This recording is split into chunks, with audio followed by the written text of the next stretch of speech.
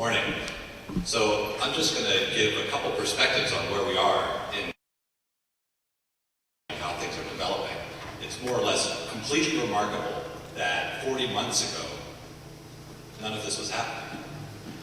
None of this was happening anywhere. And so this is the second iGEM and the pilot competition before that in a couple of classes where we had no idea what we were doing the years before. So the question is, where are we actually going with all of this? Who are we? And do we have some opportunities and responsibilities to think about? So I have to apologize up front. I realize I've been tricked a little bit into giving a sermon on a Sunday morning, which is not anything I'm used to do it. Another thing to say is, to echo Randy's remarks, I'm extraordinarily grateful for our judges. Mostly because yesterday, I couldn't keep up with paying attention to the presentations simply as a member of the audience. And to imagine having to complement that and do additional work of paying attention to who might have done the best part or the best presentation is really a formidable task. In addition, the quality of the work, whether you've come from Chiba or paddled down the river from Harvard, is absolutely remarkable. And to imagine what people are capable of doing today, what we're all capable of doing now, whereas 3 years ago, well, it just wasn't happening, is something to think about. So where are we going, and what might we expect to experience 3 years from now, 5 years from now, 10 years from now? What sort of opportunities and responsibilities come from that? So here's as much as I can figure. If you look at what we're using, most of the projects in making things, we're using these technologies. Recombinant DNA, cutting and splicing fragments of genetic material, PCR, amplifying stuff up, site-directed mutagenesis, sequencing. Sometimes we sequence, maybe not enough, to see what this stuff is. These technologies are pretty old. 30 years old, 20 years old, 30 years old. It makes it very hard for us to produce things. If you were here last year, maybe 10% of the teams, 1 or 2 teams, finished construction of their project, just making it. And this year, many more projects have been constructed and tested, and some of them actually were complete as originally conceived. But we've got a lot of additional work to do here. Here are the things as I sort of watch the presentations last year, this year, the years before. Here are the new things that are going to change, and I want you to sort of think about them and think about what iGEM is going to look like in the future as a result of improvements in these new things: construction, standards, and abstraction. This is a paragraph of a methods section of the paper. It's how many of you built your projects doing something like this. Cloning, PCR, sequencing, not everything works. This is a real pain.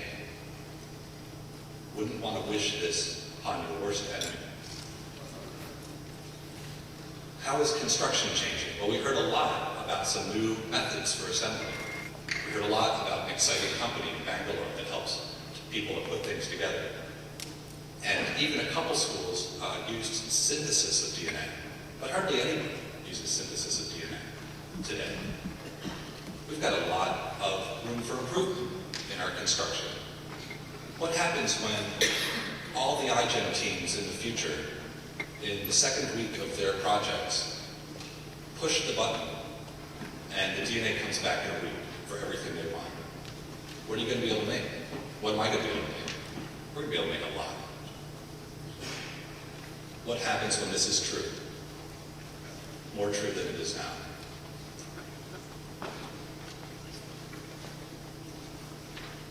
Just to give you some perspective on this, if you look at DNA synthesis as a technology, well, we've got raw materials and plenty of them. That's sugar cane. And then the chemicals are very cheap, the phosphoramides. And then the oligonucleotides, those short fragments that we're using for PCR. Rob Carlson's described how our ability to make oligonucleotides doubles about every 12 months and has so for the last 10 years. And then genes. Well, the price of making genes is dropping by a factor of 2 every 12 to 18 months. And it's still not technology that's ready to go for everybody, but it's getting there. And then genomes, we can't make them yet to a first approximation. But it would be surprising to me if we can't.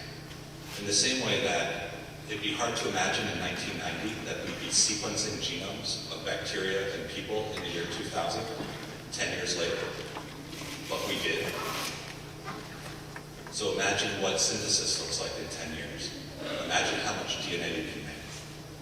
Think about how that changes iGEM. Standards and abstraction. Here is the mighty registry of standard biological parts. Thank you very much. Thank you, Randy. It didn't exist 3 years ago. This is a 3-year-old, which means it's learning how to walk.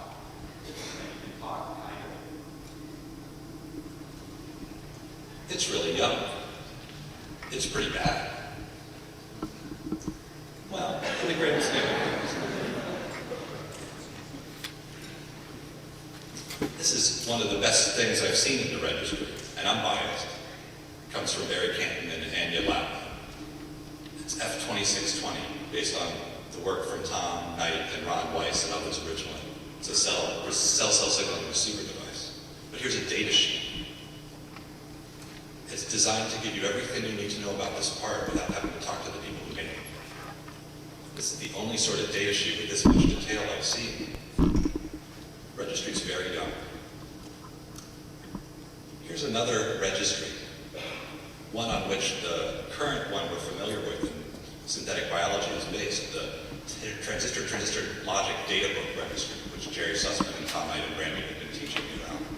This is made by Texas Instruments, which is a very big company. It's existed for 75 years. Here's their data book. Right?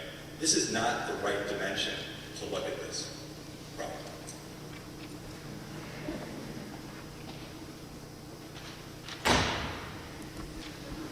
Thousands of pages. Each page has high quality or higher quality than this. How are we going to make all of these? Well, we probably have to start up some industries. We have to figure out what the business models are. We have to figure how in iGEM to do a still better job of characterizing our parts and documenting them and sharing them on a registry that's compatible with all the others. But we've got a lot of work to do. The registry is a baby. Imagine what iGEM is like when all of the parts in the registry work out of the box. When they all go together and behave as expected. Is that possible? We're going to find out, but I bet it is. That's where I place my money. What does iGEM look like? What does the future look like when it's not a research project for an iGEM team to see whether you can change the scent of E. coli? Of course you can.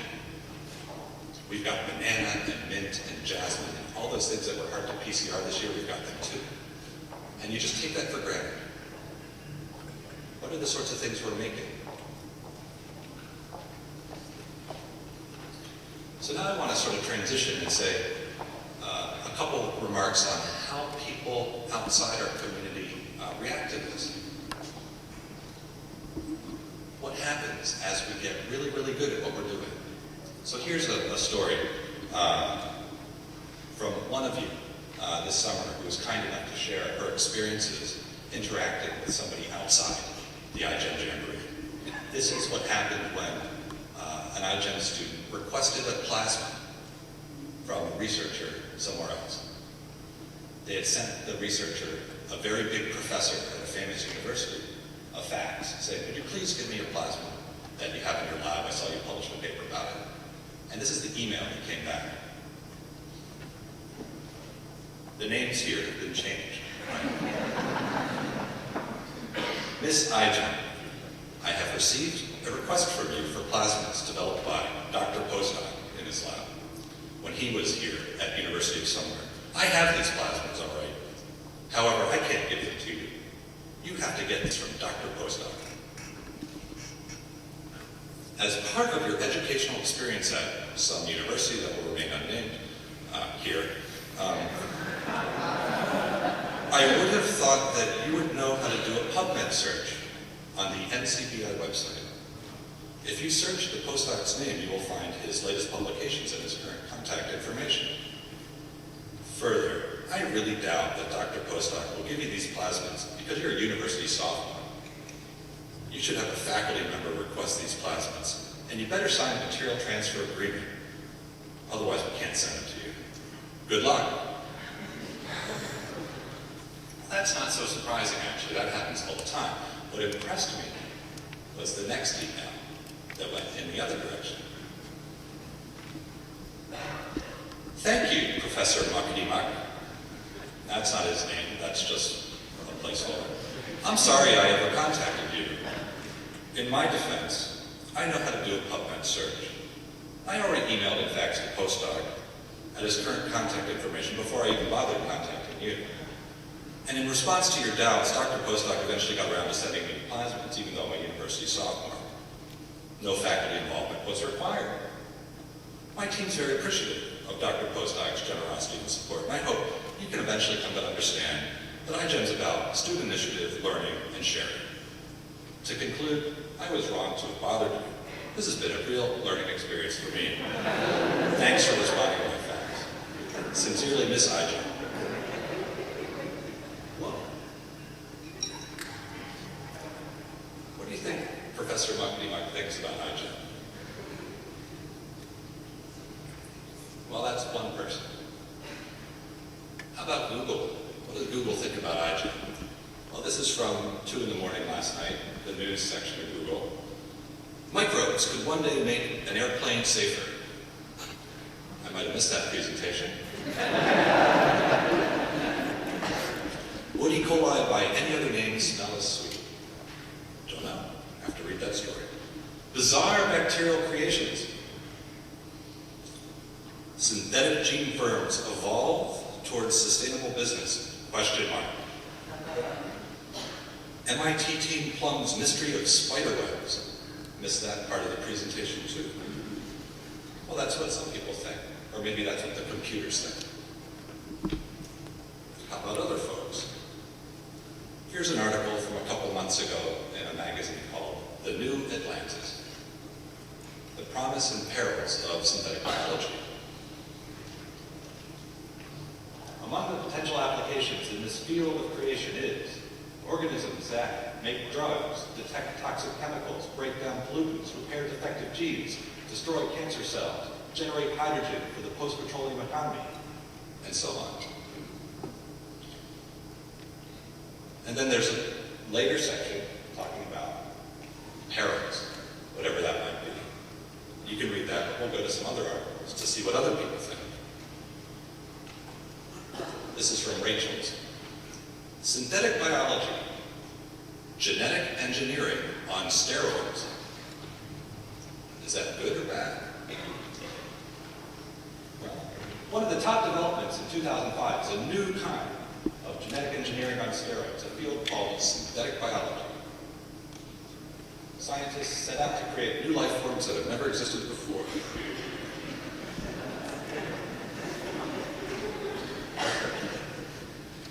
We're just beginning to be aware of what's going on in the labs. There are a number of very valid concerns expressed in this article. Again, imagine you're not in the room. Imagine you're not part of iGEM. What do you think about the folks in this room? What do they think? How would you explain what you're doing to somebody? Here's a paper that just came out last month in the Arms Control Association report, Arms Control Today. Biotechnology and the Challenge to Arms Control by Chris Chiba from Princeton. A very thoughtful article.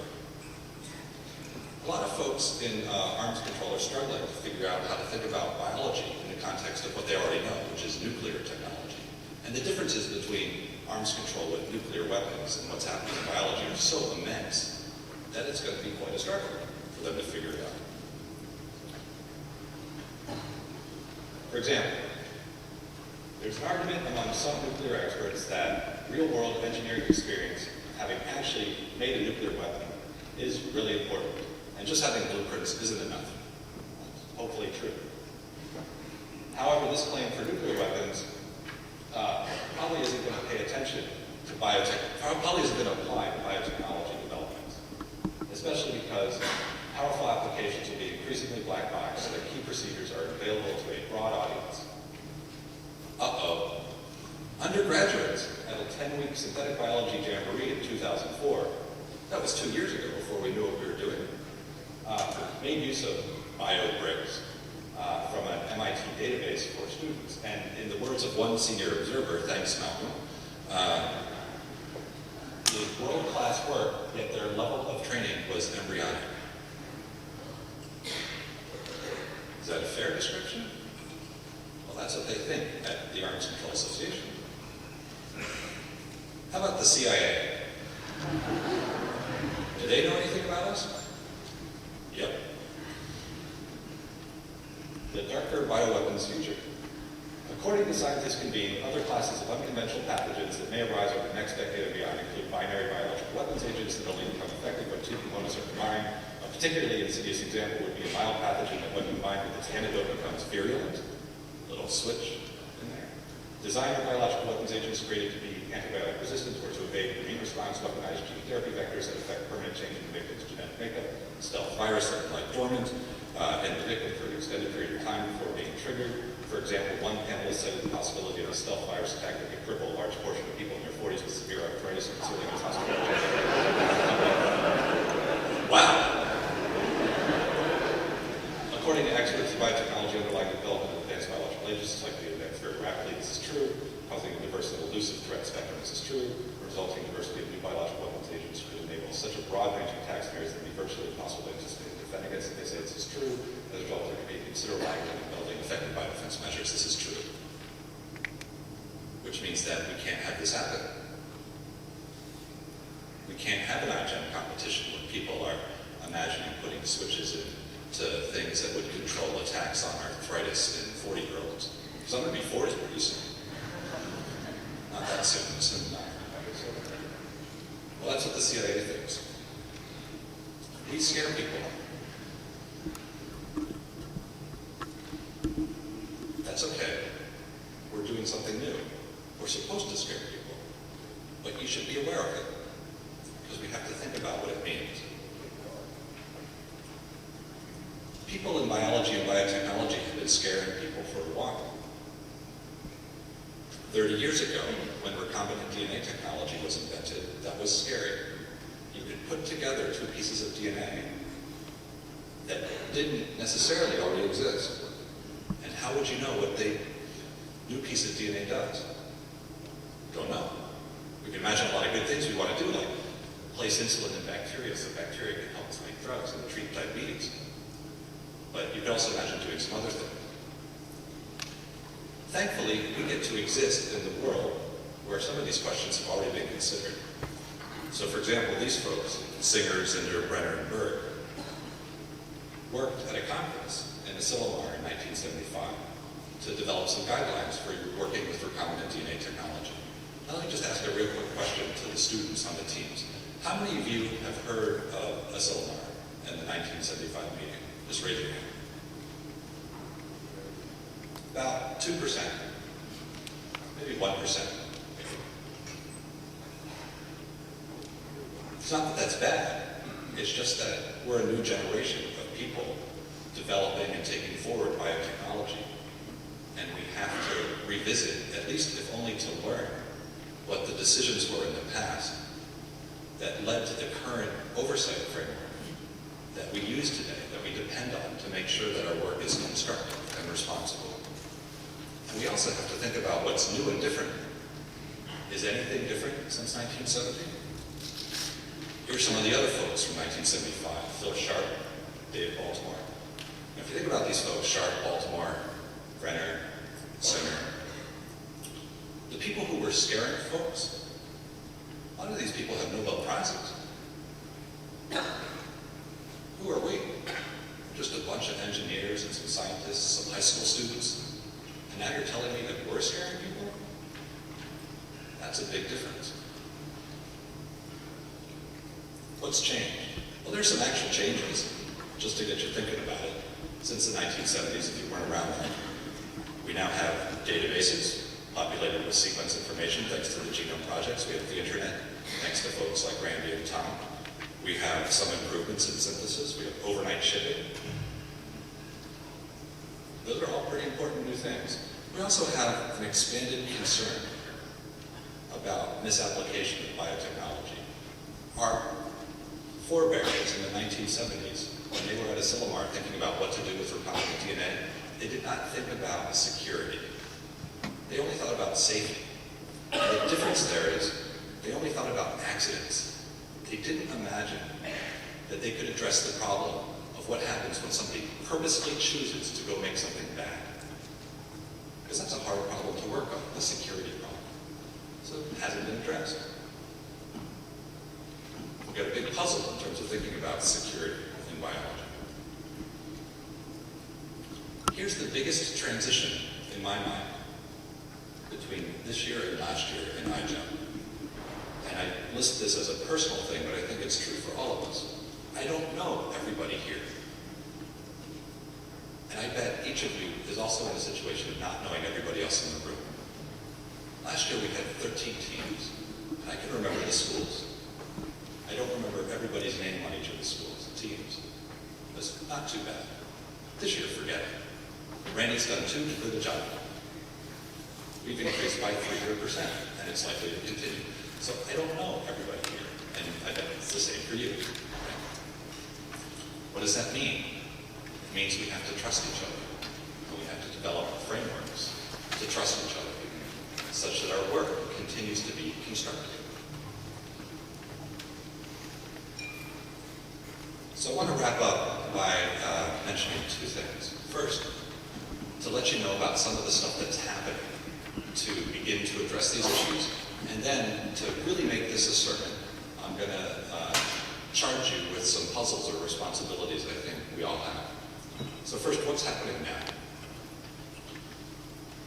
There's this thing, it's called the Biological and Toxin Weapons Convention. It's the international convention that makes it a very bad thing to have offensive biological weapons research programs.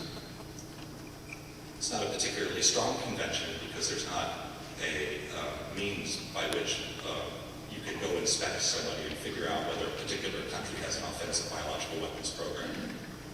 Because nobody can figure out how you actually verify that the inspections are meaningful, because it's so easy to do biology. Nevertheless, this thing exists. It's reviewed every 5 years. The 5-year review meeting will happen next month in Geneva. The importance of this is that it helps us keep countries from developing offensive biological weapons programs. I want you to imagine what iGEM would look like if the projects weren't let's detect arsenic and help the folks in Bangladesh with their drinking water problems, but was instead, let's see if we can develop the best human pathogen. You just don't even want to imagine going there, and that's why number 1's important. That's what it keeps from happening. Next, there's this thing in the United States called the National Science Advisory Board for Biosecurity. They have a subgroup, a working group specific to synthetic biology, and they just met and presented their recommendations for government oversight of synthetic biology. And that included things like, we should figure out how to make sure that the things that are being synthesized on DNA synthesizers aren't bad human pathogens going to folks who aren't qualified to work with them. So that's something you can follow up and read their reports and see the webcasts and the meetings online.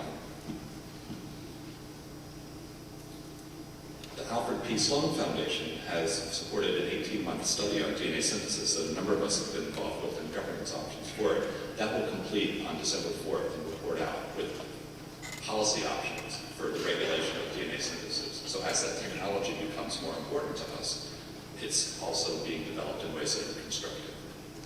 And finally, some of the companies we know, GeneArt in Germany, Blue Heron in Bothell, Washington, Kodan, and Kendall Square here, have made a not-for-profit and international consortium for polynucleotide synthesis that's trying to implement best practice in all the gene synthesis companies for screening of DNA coming into the synthesizers. So there's a lot of stuff happening now. The point I want to make is, it's not going to matter in an absolute sense. Bad things are going to happen. At some point in the future, somebody will take one of our biobricks, one of our standard biological parts, and use it to make something that hurts somebody else. It's not that we want that to happen. It's just that we would be naive to expect that that wouldn't happen. Will it be next year? Probably not. Will it be 20 years from now? Probably not that long. It'll happen sometime. What do we need to do so that we're prepared for when that happens? How are you going to explain to people in your lab, in your institution, in your company, because we'll all have companies then, if that's what they want to do, in your government, that that's okay, that there has to be some strategic, thoughtful response to that, not some frightened response? Well, here are the two things I want to ask you to help with. Imagine when the next biological attack happens, the next biological terrorism attack happens. We had one in this country in 2001 with anthrax. We'll have one in the future eventually using a bioweapon. The most important thing, I think, to be prepared for is when that happens, we have to make sure that our countries don't try and remilitarize biology. We can't afford that for reasons that are obvious. There's so much you could do that's harmful. In the United States, we've had a history of offensive biological weapons research that was stopped about 30 years ago. One of the installations was at Fort Detrick in Maryland. We're very close right now to starting up those programs again, whether you know it or not, in my opinion.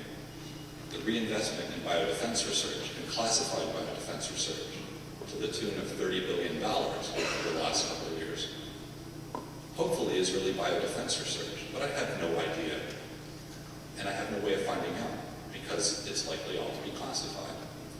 So now imagine that you're not in the United States. Imagine I'm in China. And I have no teams from China in iGEM, so they don't know about us. And you're looking at the United States and going, oh, the United States is spending $30 billion on classified biological weapons research. They say it's defensive, but we don't know. They must think it's important. We better be doing some classified biological weapons research. And now you're in another country and you're looking at what the United States and China are doing. What are you going to do? We just don't want to go down that path. And so think about this, if you will, when you have a moment. And make sure that whatever you can do, you can consider it, and if appropriate, help keep it from happening. Now, not to be such a downer on a Sunday morning, there's another thing I'd like you to do, which is let's keep doing what we're doing. Let's make a constructive culture. The best defense we've got in terms of making sure that biotechnology continues to be constructive and responsible is to just go do that. Imagine what the world's like in 10 years when DNA synthesis is good enough to make genomes. Imagine what the registry is like in 10 years when 90% of the parts work and you take for granted the fact that bacteria everywhere smell pleasant. Right? Imagine all the new industries that have started. Imagine all the problems that have been solved. Imagine the fact that if you're 18 years old today or 20 years old today, that you're going to be in charge. You're going to have to explain. You're going to have to explain to the folks where you are and in your country what has to happen. You're going to have to defend against an irrational response to an event where somebody gets hurt with a biological agent. So it sounds weird, because we're here in 2006 at the second iGEM Jamboree. But if you look around, the people in the room are going to be the world's best engineers of biology in 10 years. I'm not even saying 20 or 50 years out. That's way too hard to think about. Think about 10 years from now. We've got to figure out how to continue to do exactly what we're doing and to recognize that we're doing it in the context of a broader world. And this is the best thing we've got. We've got this world map. We've got the folks in Calgary in a position to help the folks in England and in India and in Japan and vice versa and so on, so that we can share what we know how to do, so that we can do it better, so that we can make sure that if something happens here, that stimulates a bad political response, for example, in terms of biodefense research, maybe the folks from here can help explain or help assuage the concerns. And we're already doing the other stuff, sharing the parts and making the technology better and teaching each other how to do it. So that's as much as I wanted to say. And I think let's get on to the real exciting stuff, which is the final presentations and the awards. Thanks very much.